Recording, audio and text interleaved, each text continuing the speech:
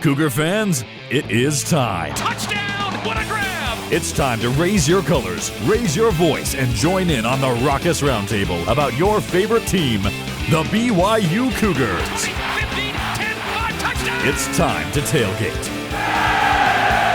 Cougar Tailgate, where BYU sports fandom lives. And here's your host, Lauren McClain. What's up, Cougar Nation? I'm Lauren McClain, and we're here to tailgate with you, doing what we do best, talking all things BYU Cougars. For this week's roundtable discussion, we have BYU sports content producers Brandon Crow. Hello. Sup, B, and Cleon Wall. Yo, yo, yo. Yes. Sure. We'll accept that. Big C-Dub in the house.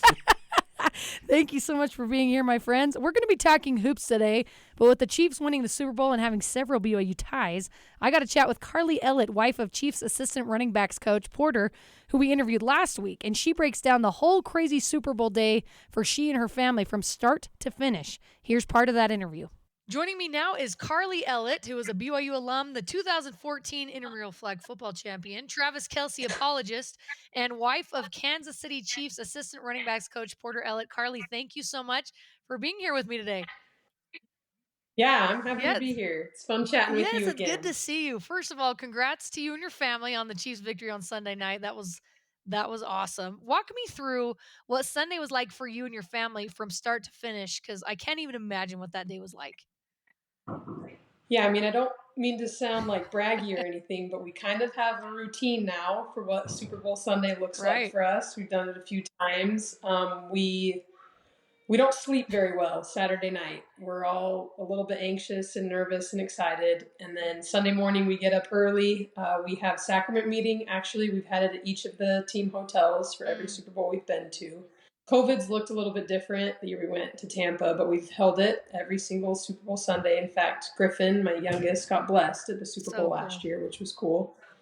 So we have it. We have that around 9. So, and I'm a stickler on the getting in your Sunday best. So dress the kids up for church just like we're going. And it's in a team meeting room, so it looks a little bit different, but the feeling is the same. Wait, I have a question about that, though. Is that like, are, the members on the staff come, or is it just your family? Like, how does that work? So we actually have our first year in Miami, we probably had over 120 people. We had a number of players who were members. We had a couple guys from the University of Utah. Of course, Dan Swanson from BYU was on the team at the time. We had 3 or 4 coaches who were members. We had several strength coaches. So it's the coaches, the players, and whoever they brought to the Super Bowl that come. So it ends up being quite a big group. Of course, COVID was different, but then these last 2, we've had over 100 at each of those sacrament meetings as well. So it does take a little bit of prep Saturday night. Porter went down Saturday night and prepped the sacrament trays and set up chairs and stuff in there because we do have a big group. And then it's a little bit different in terms of the length of sacrament meeting. It's quick. It's an opening prayer. It's an opening hymn. And then they administer the sacrament. We have a spiritual thought. And then we have a closing prayer. And everybody's got to start getting on buses. And this year we had to keep it especially quick and efficient because the game was so much earlier. It was West Coast time, whereas we played, 2 of our 4 on East Coast time. So the game was at night. This time it was at 3 o'clock, in the afternoon. And the buses started leaving at 10:45. So as soon as we finished sacrament meeting, we went back to the hotel, changed out of our church clothes, got into our Chiefs gear, and loaded up on the bus. So that was nice because normally we just sit around in the hotel all day waiting for the game, and it is so painful. I don't know if you've seen the Kelce documentary, and there's a scene where Kylie Kelce, her dad is just sitting there staring at her as she's putting on makeup, getting ready for the game. And she just freaks out, quit staring at me, quit, and I've been that. I've been in that exact situation with my dad. I can't make time go any faster.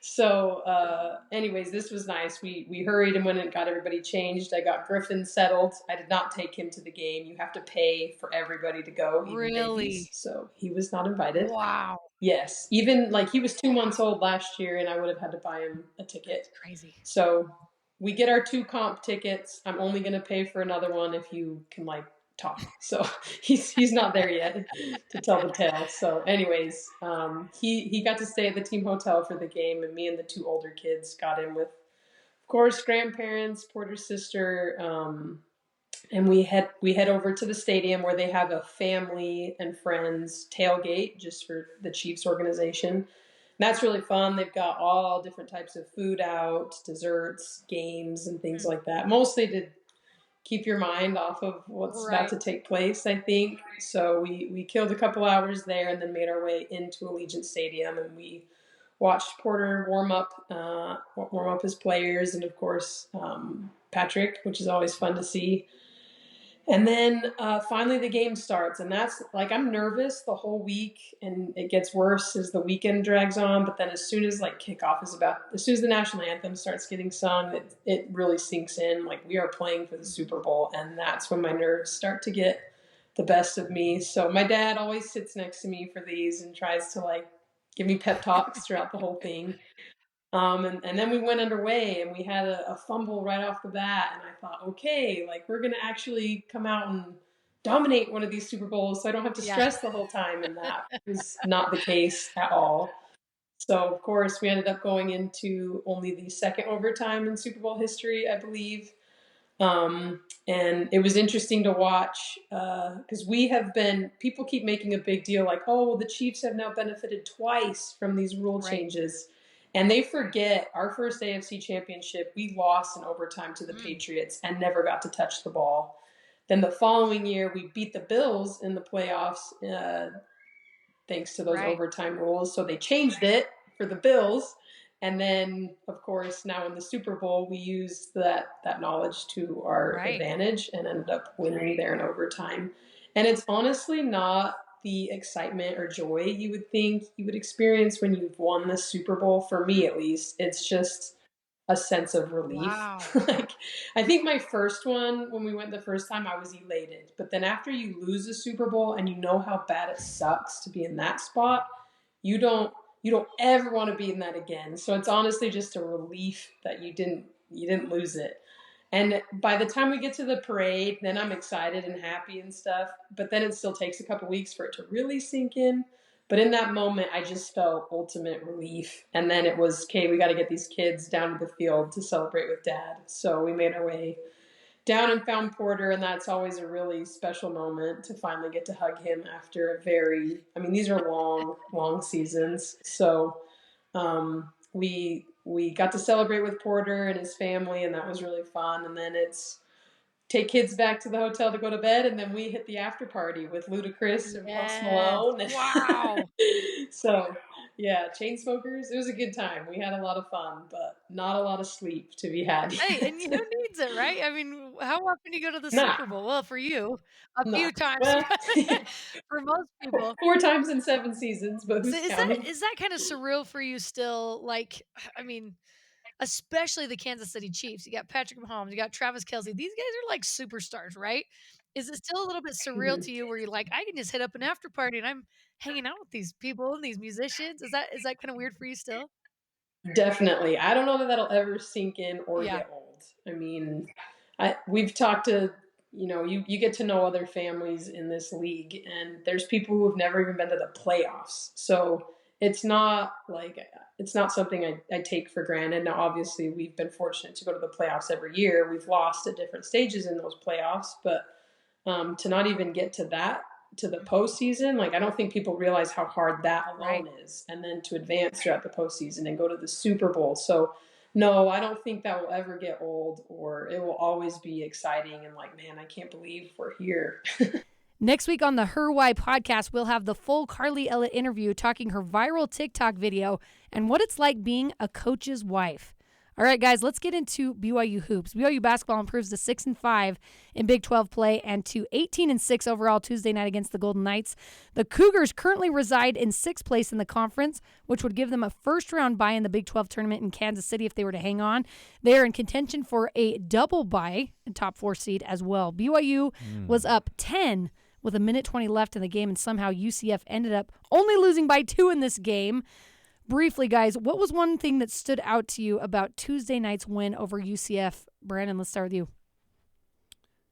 That it would just solidify. You're speechless. Yes, You're speechless. The way that game ended, it was just absolutely crazy, and it was almost like one of those things where you can see it coming, and something bad is going to happen, but you just can't. You can't not watch. And then you're just watching it, and it's like, is this really happening right now? But I think what is solidified for me is that this conference is crazy, and you can't take any team for granted, and you can't take your foot off the gas pedal at any time.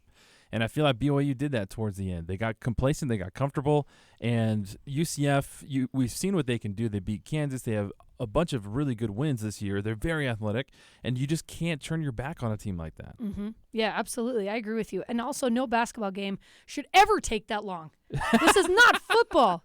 2 hours and 33 minutes. Unless it's an NBA game. I yeah, get unless that. it's NBA. College but my basketball, no. goodness. Well, Yeah. BYU had, like, what was it? 40 of 46 free throws. Yes. Yeah, it was crazy. That was in the 70s total. It was just that many free throws. That is not a game you want to be at as a fan. That is just terrible for fans. I agree with you, Brandon. Defense needs to improve at the end of the games. UCF scored 19 points in the final minute 25 of the game. That is mind-blowing. Good for them, absolutely. though. Like, truly, they were kind of shooting up some prayers, and they were all going in. So good for them for having the luck of the night. But luckily, BYU pulled it off. And that's what's cool about it, is BYU did it, right? They still pulled it off. And you kind of ended with this feeling of like, even though it was a win, you're like, oh my goodness. I want to play off of you and the threes that were made at the end. Listen to the shooting percentages of the guys who made these. Yeah. Jalen Sellers, who made, I think, the first three of those string of threes, he's a 31% shooter. Darius Johnson, he's the one guy who made a three, and actually it was a pretty difficult three. He's 38%. So it's like, okay, yeah, I can see that. All right. And then, like, Niels, I'm going to get his name wrong. It's Mahovsky. There we go. Niels Mahovsky. He makes two, and he's only a 31% shooter. And then the guy who doesn't make the three, but it sure looks like it right there at the end, Shamari Allen, he's a 21% three-point shooter. So I would probably say, I'm not going to say all of those are luck, but some of those are kind of luck. It's just like, we're going to throw it up there, and, you know, statistics-wise, most of the time this does not go in for these guys, and it just went in, which elongated the game even more. Come to BYU, and we'll make you look real good. Exactly.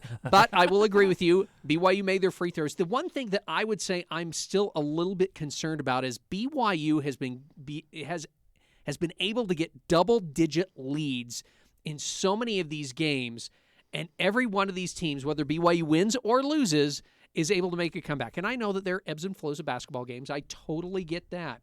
But it feels like BYU just can't, you know, when they start to make a run, it'd sure be nice if they could stanch the bleeding and, then go on a little run themselves. And it feels like they just don't do that soon enough, and these teams hang around. It feels in some ways like they don't have a killer instinct. Yep. I would love it. I would love it if they do have that killer instinct, because I still think they're an unflappable team. Yeah. They don't get too stressed out when things start to go a little bad for them, which I think is very admirable. On the other hand, it also feels like there's not an urgency there either. Like, we got to do this now. We don't want this team hanging around. We need to do something about it right now. And it just feels like there are times that they don't have that killer instinct to put some of these teams away. Yeah, it'd be interesting to be a fly on the wall to what Coach Pope is saying to these guys in the locker room, and maybe there's some strategy to that, you know, like keeping your emotions lower, and maybe that's how they've had success throughout the year. I don't know, but I mean, from the outside in, that's definitely what it looks like, right? Hold on, real quick, Lauren, before you go into your next little bit, can we all just acknowledge the real fact of why BYU won on Saturday and last night? Let's hear it. Whoever this crazy kid is. The cougar tail guy? Yeah, the cougar tail kid who's shoving in a 2-foot-long maple bar, and he's like stuffing his face with time against him, and then the whole arena is cheering him on. I mean, even the announcers last night said he should have got a standing ovation. Two games in a row for that kid. 2 games. My favorite part is Kyle Collinsworth, who's all about health. If you guys follow him on Twitter, he's all about eating healthy and staying fit. Oh, yeah. And he comments and he's like, "Don't do it, kid. I know. Stop. Don't do it." It made me laugh so hard. I'm like, let the kid live. Or maybe, yeah. No, he is. He's a true hero. Yeah, he kept those games going, right? Kept the fans in it. All right, our producers, Carter Bond and Tori Kimball, chatted with some of you, the fans, at that roller coaster of a game against UCF. The first question they asked was, who was the most important player on this BYU team and why? Here's the first one. Yeah, my name is Marcus, and I think Aly Khalifa is the most important player. Anytime the offense is on the court without that man, we look like a bunch of schoolgirls trying to figure out whose pigtails to tie. And so his presence and the way he passes and facilitates the entire offense is the only reason we get to score every night. So definitely the Egyptian magician Aly Khalifa. Interesting. Wow. That was very Descriptive? Marcus, dude, coming in hot. I was with him up until he said the whole schoolgirl thing with the pigtails and stuff. I'm like, where is he going with I'm not this? sure I'm quite with him. But His girlfriend just broke up with him. Give him a break. maybe- I don't know what happened, but Maybe that's the guy who's been eating the cougar tails. No, that kid's like 10. yeah, they're the kids. He's like, I got to go throw up now. Yeah, what do you guys think? Aly Khalifa is this guy's pick is the most important player on the team.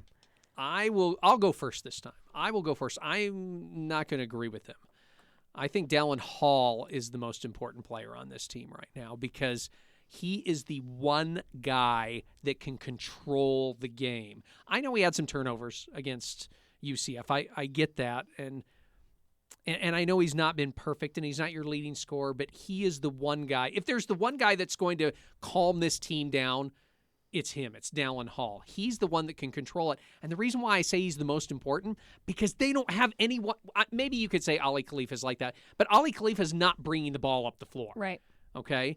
He's not the one getting them into the offense. That's still Dallin Hall. And that's why I think Dallin's the most important, because they don't really have anyone else like him on that team. That's why I would say Dallin Hall is the most important guy on this team right now. I like it.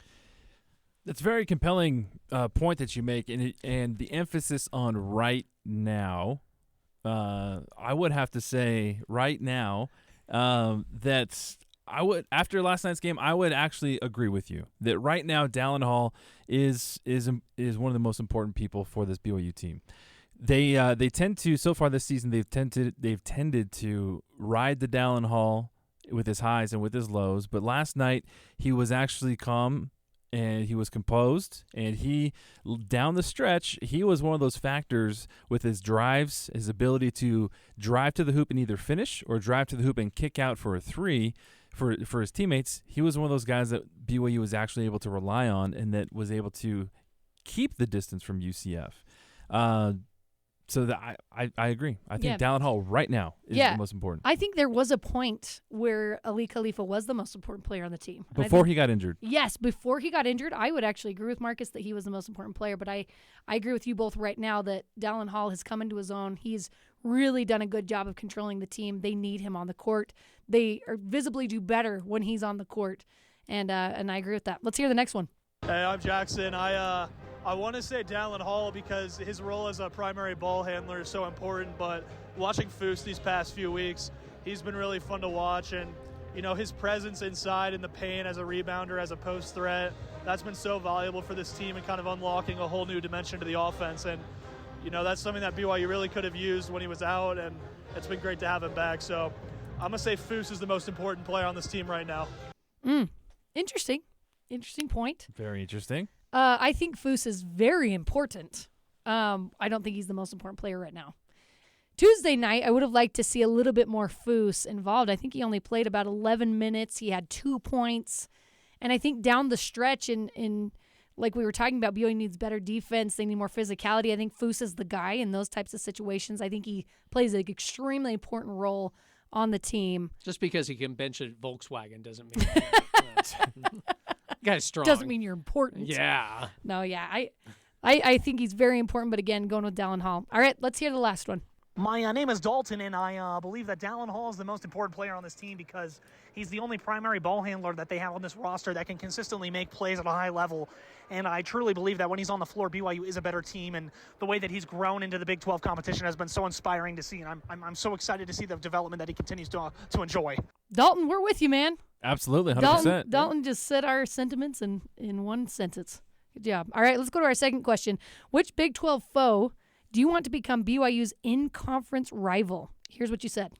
All right, give me your name and where you're from.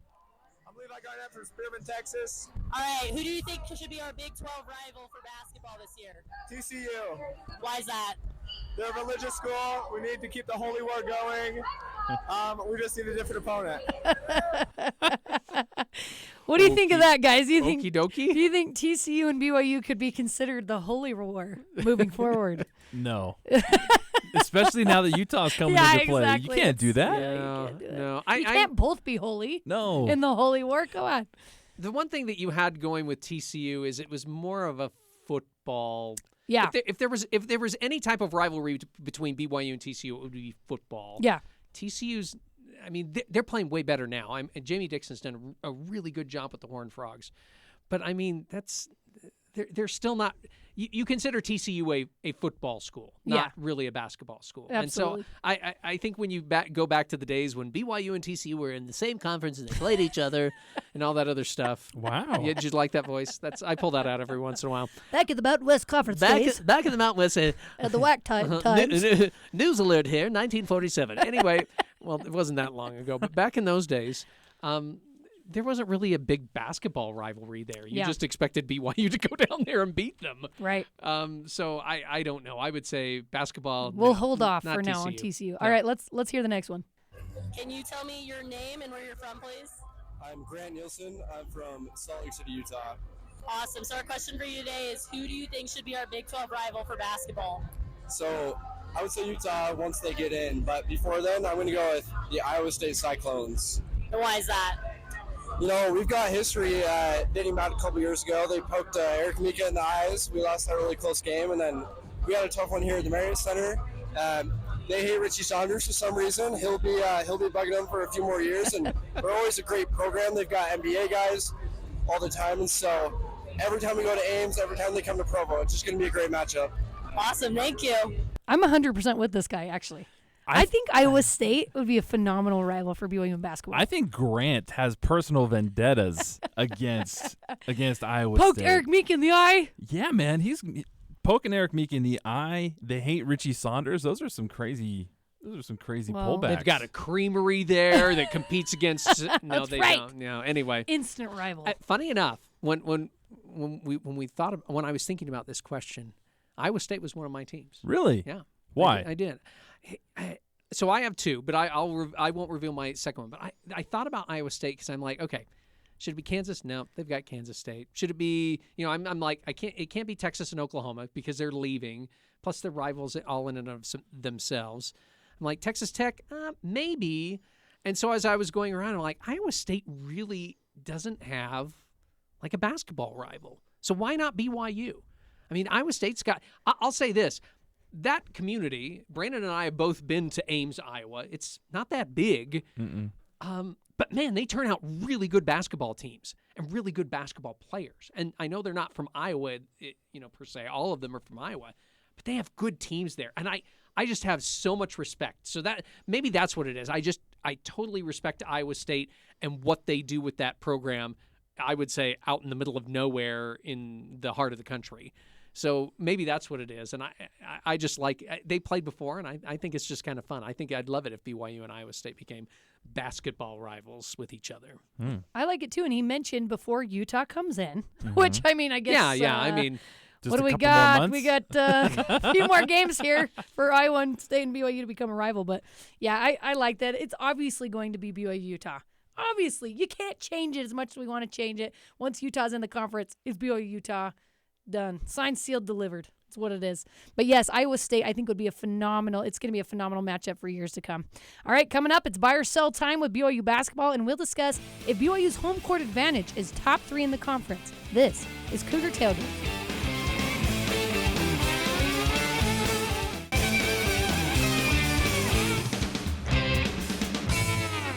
Welcome back to Cougar Tailgate. I'm Lauren McClain alongside Cleon Wall and Brandon Crow. Brandon, we didn't ask you, who would you want to be BYU's basketball rival in Big 12 Conference? Thank you for asking, Lauren. I'm sorry that I was too busy so staring at the clock that last segment. Sorry.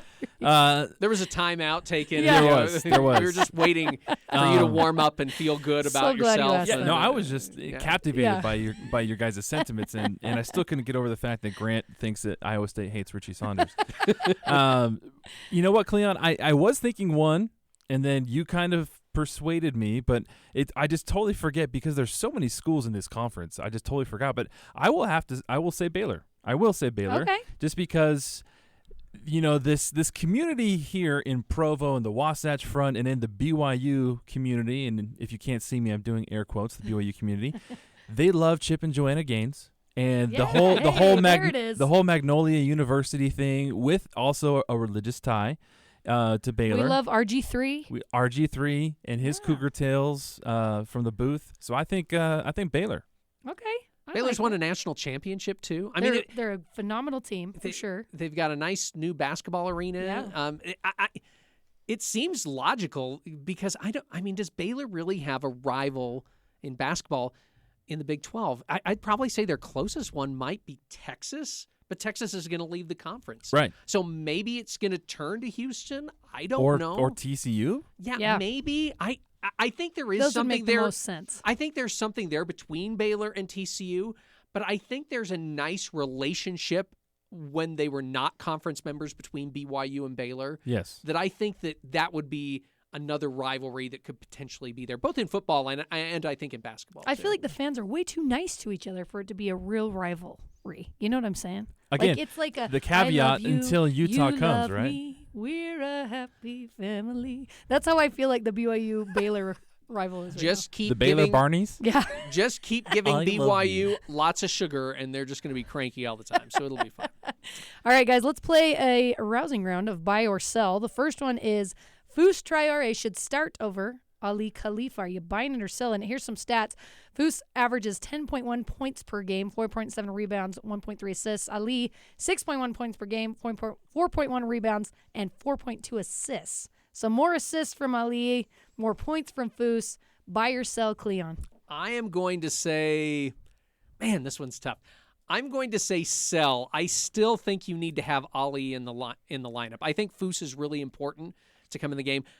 I know that Mark Pope wants to play them together. That would be the other thing that you would like to see. Because I think we like seeing Noah Waterman in the lineup. Noah's not a low post guy. And Ali's not really a low post guy. He's a high post guy. Mm-hmm. So that's what Fouss brings, and that's what you'd like to see is that low post threat somewhere there, and they just don't have that. If they were able to get Aly at the high post or a little bit farther out at the three-point line and Fouss at the low post, that would be great. Now, on paper and me talking about it, hey, it sounds perfect. But if you haven't practiced it, it's probably not going to be perfect. Yeah, because I was going to say, how often have we seen that? Them in we the haven't. game together. No, we haven't. I don't remember at a all. time. As far as I know, we haven't seen it at all this year. And Pope, Mark Pope, we're on a last name basis now. Coach Pope basically said, we want to play these guys together. We just need to get them to practice together, but we can't because one of them's injured all the time. Yeah, that's so interesting. maybe you can use that as an excuse, but I don't think you also want to just throw them out there at game time and say, "Hey guys, go figure it out." Right. Sure. It sounds good on paper, but I'd probably still say Aly right now, because of his passing ability. You buying or selling it? I'm Brandon? selling this, and I thought about this question too when you brought it up to me, Lauren. For me, Aly Khalifa is such a unique individual. He's a unique player, and you look at what this BYU team, especially the offense, was doing before he got hurt, and they were a different animal when he was on the court with them compared to when Fouss was out there. And because BYU is so unique in their offensive scheme, they don't have that traditional low post threat.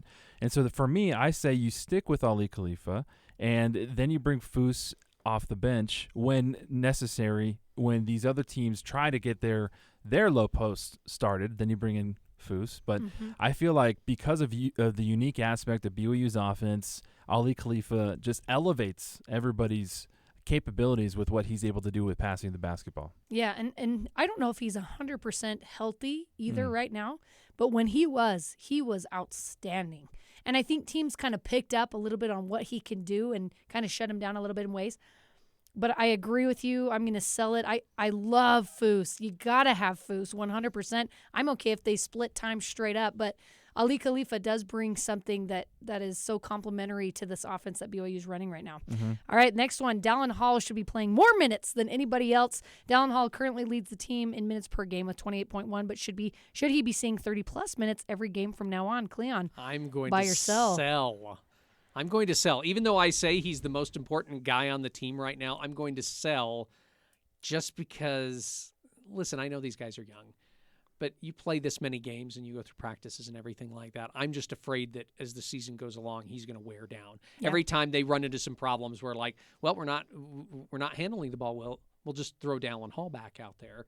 That's going to wear on him because they're going to face a lot of really good teams in the coming weeks, and then you've got the Big 12 tournament, and then we're anticipating the NCAA tournament. I would say no. I would sell this on playing him more. To me, they need to find someone else who can handle the ball kind of like Dallin. That might be Trey Stewart. Maybe it's someone else, but I don't think you play him more minutes than what he's playing right now on average. Brandon? Yeah, I'm going to sell. I agree with Cleon on that one. For me, if we're going to talk about minutes being played here, I would rather see less Dallin Hall just so you can preserve him going down the long stretch like you said. But you're looking if you look at the UCF game, almost half the team had over 20 minutes. But the guy that I just love and I've loved for a while now that I want to see get more love is Iowa State's #1 victim in Richie Saunders.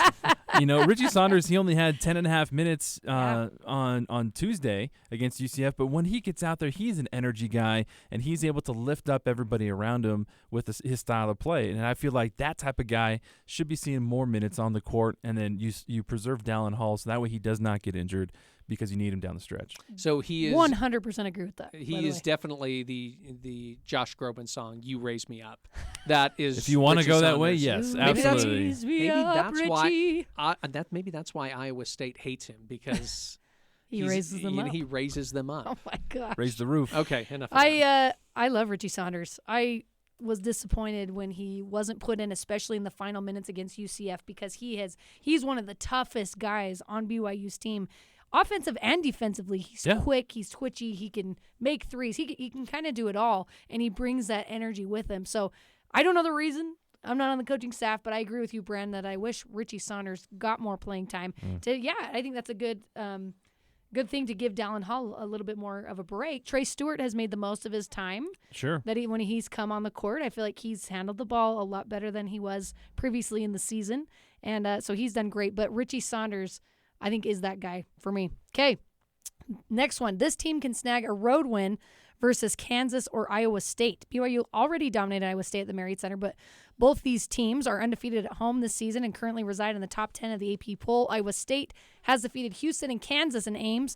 Kansas has defeated Houston and Baylor in Lawrence. So can this BYU team snag a road win versus Kansas or Iowa State? Brandon? Can they? Sure. Will they? I don't think so. But really, I will say Iowa State, they will sneak out a win. In Lawrence, Kansas, at Fog Allen, no.